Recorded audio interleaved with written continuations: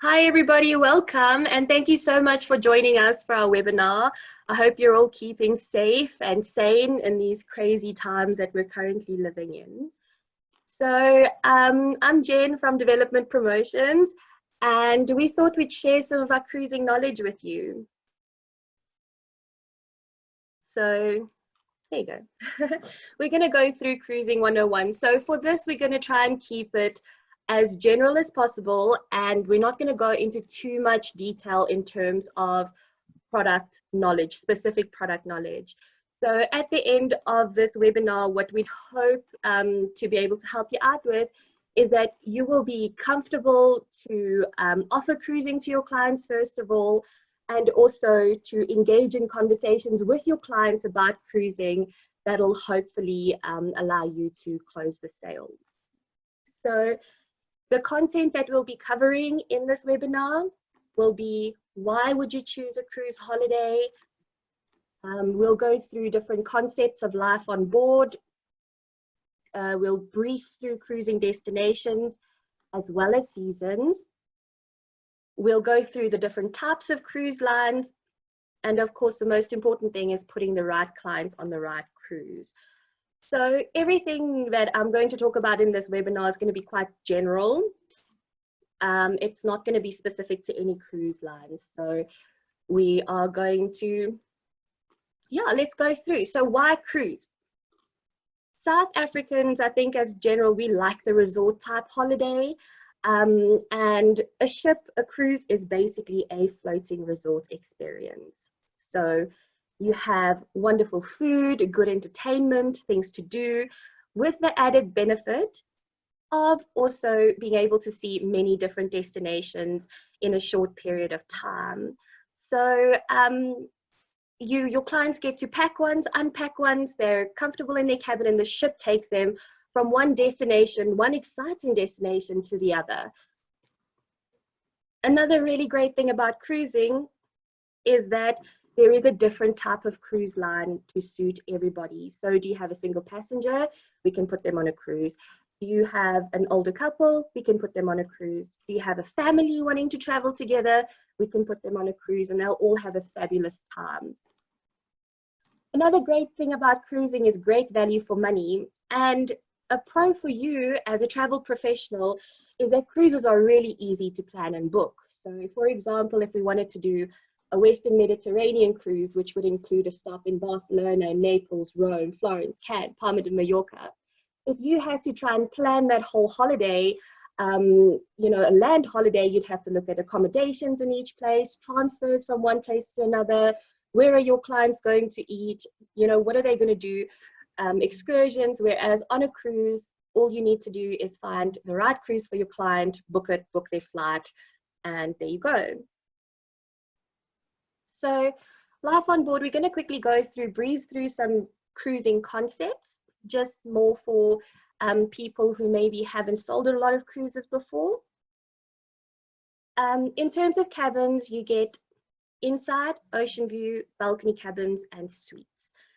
So your inside cabins are ideal for people who are very budget conscious and they're not actually planning on spending a lot of time inside their cabin anyway, because they want to be out experiencing everything to do on the ship. They want to be out exploring, the ports that they stop at. So it's nice and affordable. An upgrade from that would be an ocean view. That's really nice because you have a window to your cabin looking outside. And that's great because you can at least have some natural light. What sometimes happens in an inside cabin is your biological clock gets a bit confused and you're not sure if it's daytime or nighttime.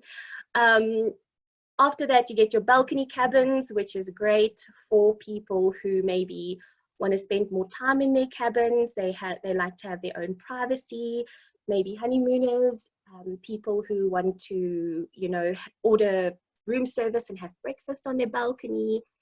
And of course, we have a range of suites, which is the most expensive, but also the nicest cabins.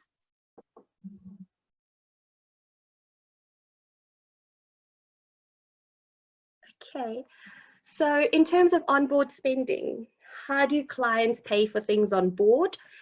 Clients don't necessarily pull out their wallets and give money every time they buy something on the ship. All their onboard spending is going to be linked to their cruise card, and everything that they sort of spend on board is going to go onto that card, which is also how they'll have access to their rooms, etc., etc. So how can they pay for that?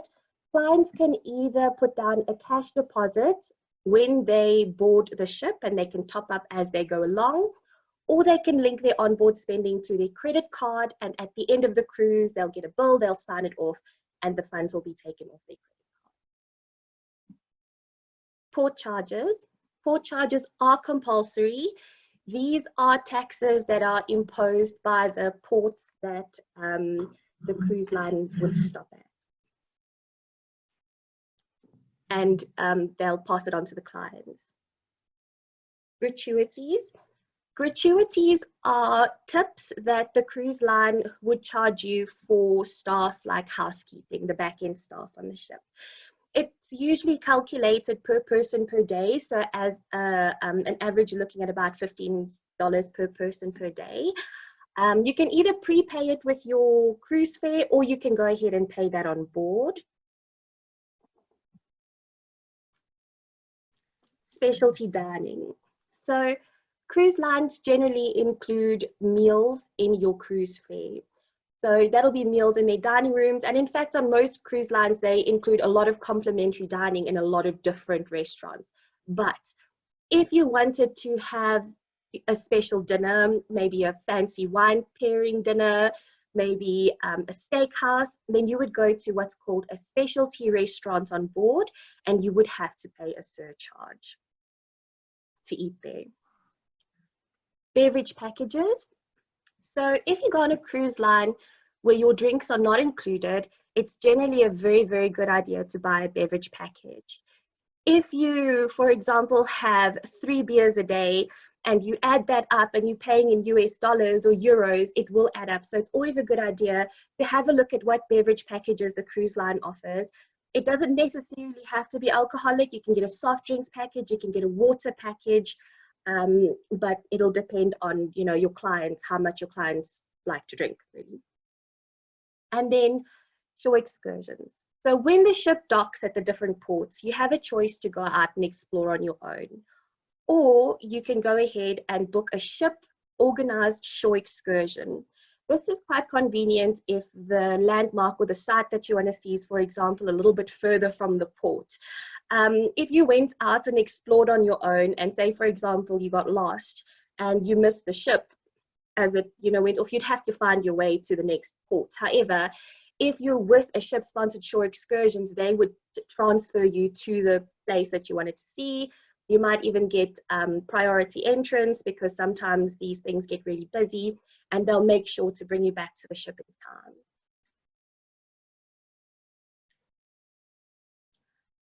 Cruising destinations. So let's quickly go through the cruising destinations that we would offer. The most popular one, I would say, is the Mediterranean. It's really great for South Africans because it's not too far, it's quite affordable, and generally you just need a Schengen visa. And of course, the destination itself is really lovely. The Mediterranean is split up into 2 sides. So you get the Eastern Med, where you'll see Italy, Greece, Croatia, and you'll see the Western Med, which is more Italy, Spain, and France side. These are generally 7-day cruises, 7-day Eastern Med, 7-day Western Med. You could probably do a combination. You could do a combination. There are longer cruises, but you're looking at about 12 to 14 days to do both the Eastern and the Western Med. Northern Europe and Baltics is also really popular. One of the highlights of this type of cruise is a lot of the cruise lines offer an overnight at St. Petersburg, Russia. These kinds of cruises will also touch on Denmark, Germany, Finland, Sweden. So after doing the Med, people generally move on to Northern Europe. Caribbean and Bahamas is also a really big one. It's a little bit far for South Africans, but Caribbean cruises you could probably pair up with a little Disneyland holiday, because a lot of the cruises start off in Miami or Orlando. A lot of the cruise lines also own their own private islands in the Bahamas. So their itineraries would generally enjoy a 1-day stay on their private island in the Bahamas, where you get to sit on the beach, sip on cocktails, and possibly do water sports. Alaska is a beautiful natural destination. Generally, more experienced cruisers do Alaska, and those cruises generally start off in Vancouver or Seattle. And for Alaska cruises, you would generally need a Canadian as well as a US visa.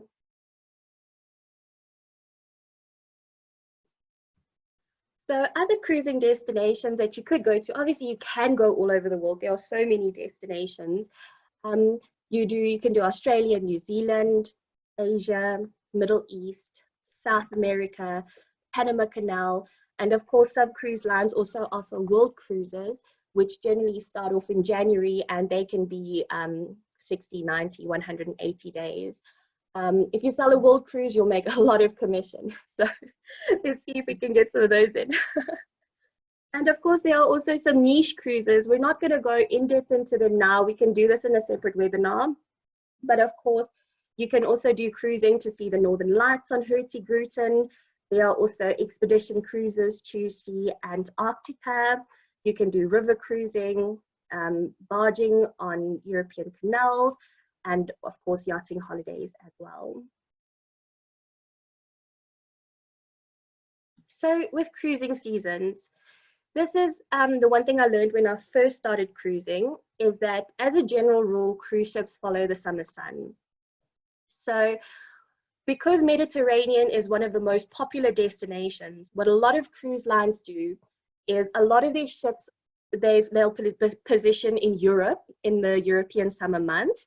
And when it comes to winter and it's, you can't sail in Europe anymore, they'll move their ships over to the Caribbean and other destinations in the winter.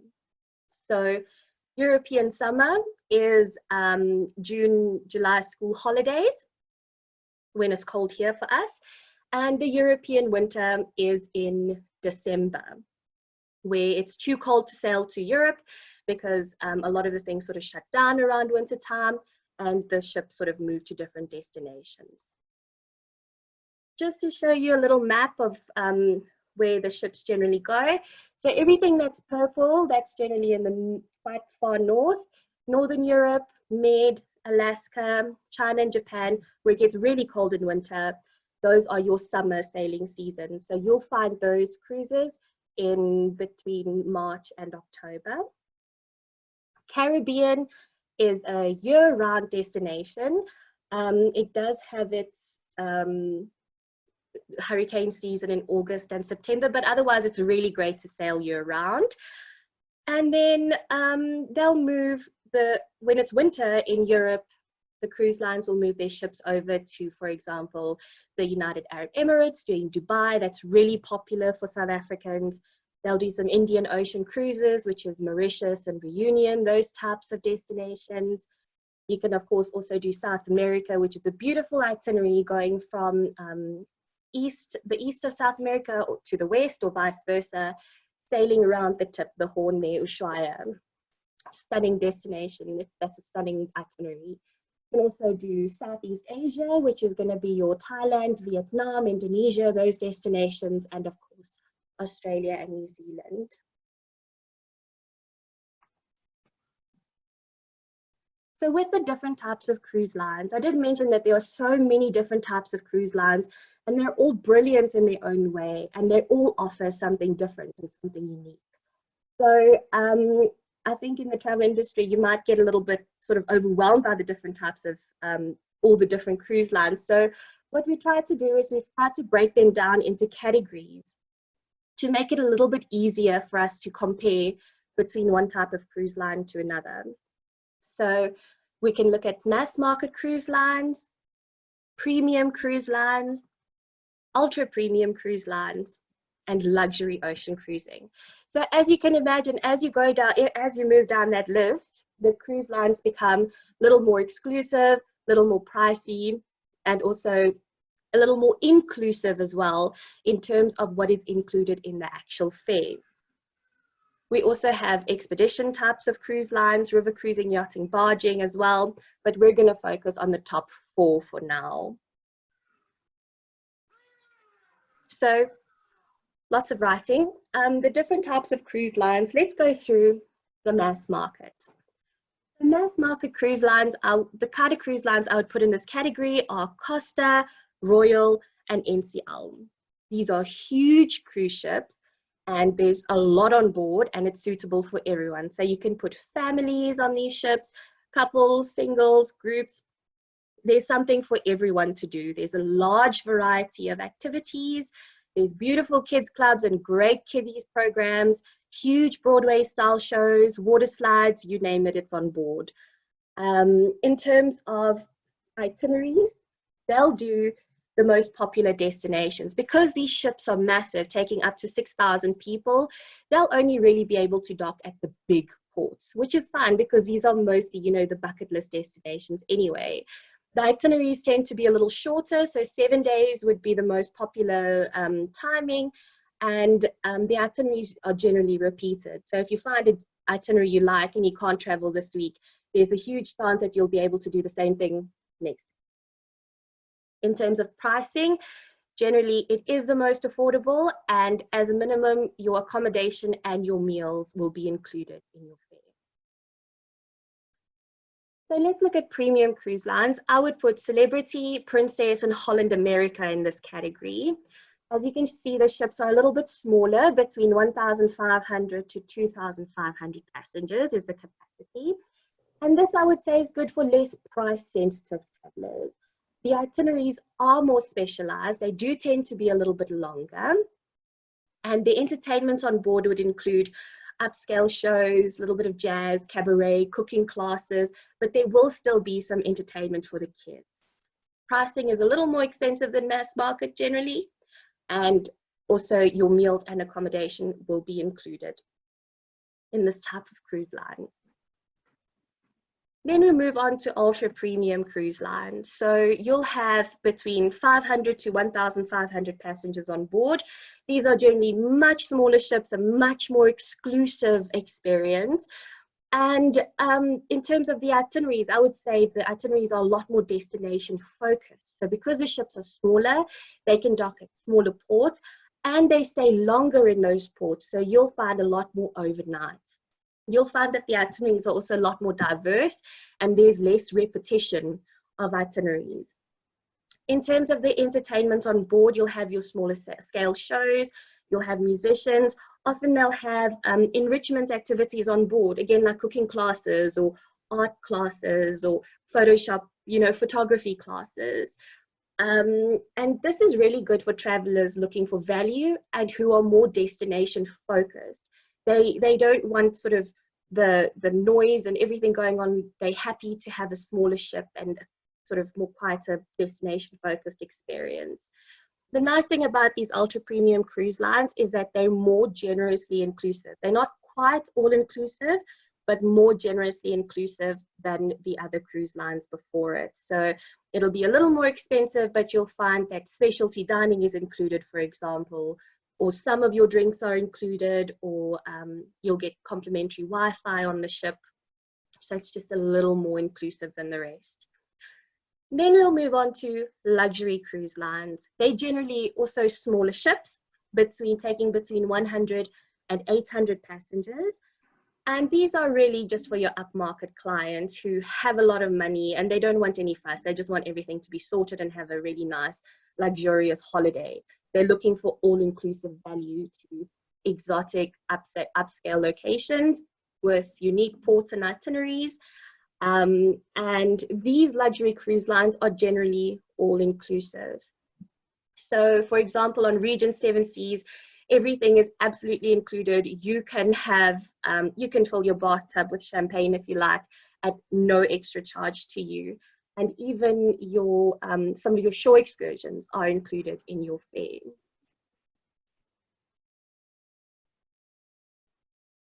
So, which cruise line is best? I think this is a really, really tough question because it depends on what kind of clients you're looking at. Do you, for example, have a family, but they have loads of money? So what do you put them on? Do you put them on a luxury cruise line, or do you put them on a mass market cruise line in a suite? Do you have maybe an older couple?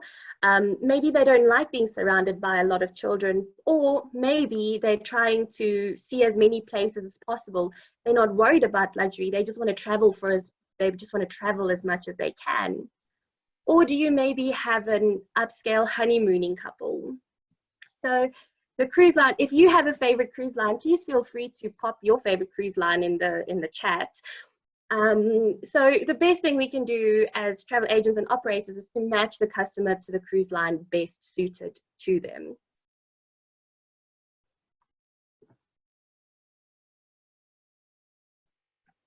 Cool.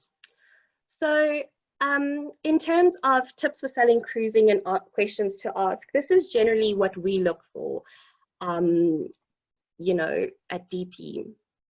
So we look at the actual ship and not just the cruise line, because in every cruise line you have different types of ships. So every cruise line will have the big new mega ships and the nicest with the best technology, and they'll also have the older ships. So when you're comparing two different cruises, it's always really good to compare it ship for ship and not just cruise line for cruise line. Another thing that to bear in mind is that you've got to look at what's included in the fare. So a fare might be lower than another, but it might have more inclusion, but the high fare might have more inclusions. And if you really look into it and compare, it will offer a lot more value for the client. And also, cruise lines run promotions, really great promotions all the time. So this is a question that you can really ask, you know, your operator, whoever you're dealing with in terms of cruising. What promotions are you currently running, and how long is it running for? Because these promotions, you know, will really help you to close the sale. They'll help you to lock it down. And of course, this is questions you can ask us. This is our job to know as operators to help you close the sale. So these are the types of questions you can ask your clients, the types of conversations you can have in order to get a little bit more info from them and see if we can sell them the right thing. So first thing is, have you ever cruised before? That's a really good conversation opener, because then you can see sort of, did you enjoy your last cruise? Would you prefer something quieter? Would you prefer more entertainment on board? Did you like the destinations? Where have you been? And then, where would you like to go and when? Who is traveling? Also, you got to profile your clients. Do you have any special occasions that you're celebrating? And I think the most important thing is, what is most important to the client? Is the budget most important? Is there a destination specifically that they want to see? Do they want to go see the cherry blossoms in Japan, for example? Do you enjoy food a lot? Is it really important to you that the cruise ship offers you really good food? Do you want to make sure that you're on a ship where you're constantly entertained, you know, because you don't like to sit still and you like doing things? Do you want a lot of sea days? Do you want a lot of, are your kids, do you want to leave your kids at a kids club and go drink wine by the pool? These are quite good questions. And when you call into DP or your cruise supplier, based on this kind of information, we would be able to suggest cruises, offer you some options, and basically do whatever we can to help you get the sale. So that was Cruising 101. I have a little bit of time. If anyone has any questions, please feel free to raise your hand or type it in the chat.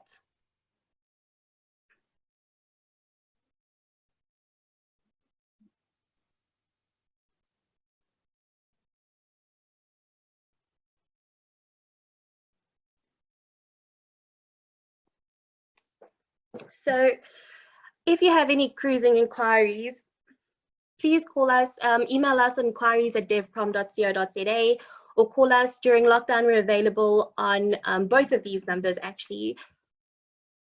Oh, someone raised a hand. And yeah, if you have any questions that you want to send on a little bit later, please feel free to send them to me. My email address is jen@devprom.co.za. You can also get in touch with your sales rep. We also have quite a few resources to offer you. So for example, we have a product portfolio that highlights the actual unique selling points of each of the cruise lines that we represent. And if you do want to learn more, if you want to know more about any of our specific products, you can go onto our website, devprom.co.za, and click on our blog, and we've actually made quite a few travel trainings available to you. Jane,